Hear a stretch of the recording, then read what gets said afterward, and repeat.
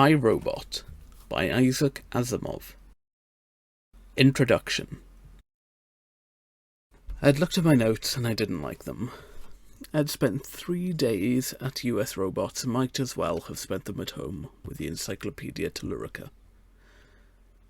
Susan Calvin had been born in the year 1982, they said, which made her 75 now. Everyone knew that. Appropriately enough, US Robot and Mechanical Men Inc.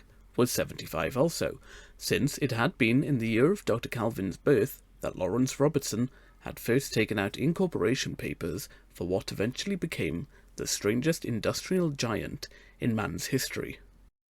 Well, everyone knew that too.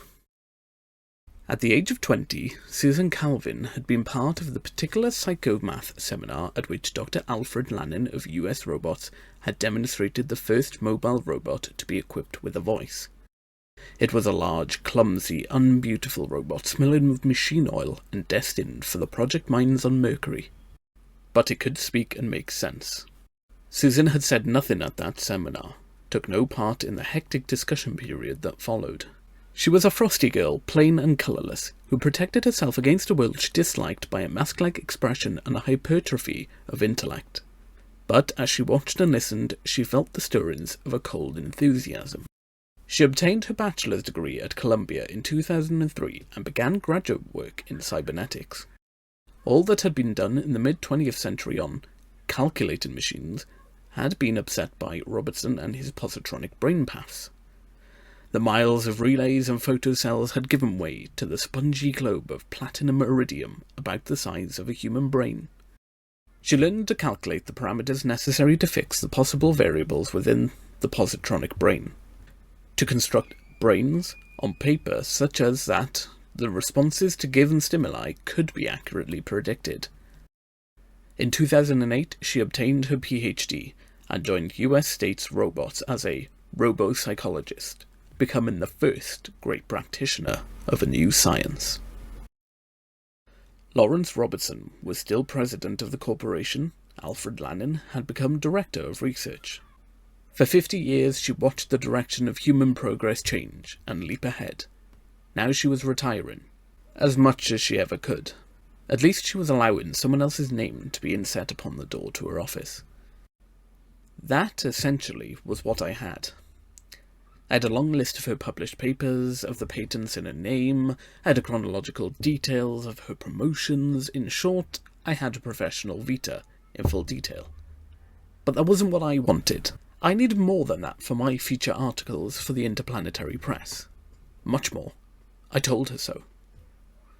Dr. Calvin, I said as lushly as possible, in the mind of the public, you and US Robots are identical.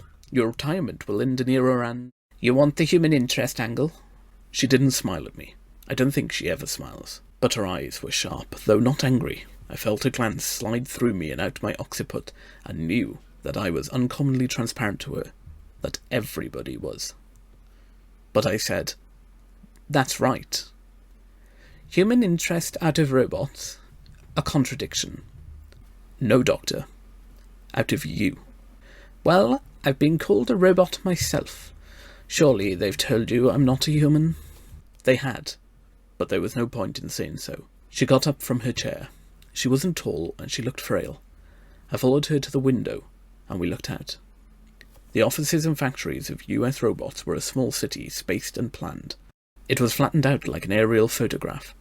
When I first came here, she said, I had a little room in a building about there, where the firehouse is now. She pointed. It was torn down before you were born. I shared the room with 3 others.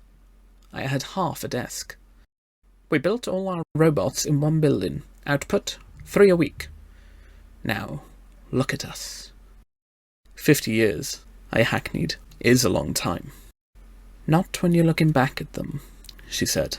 You wonder how they vanished so quickly. She went back to her desk and sat down. She didn't need expression on her face to look sad, somehow. How old are you? She wanted to know. 32, I said.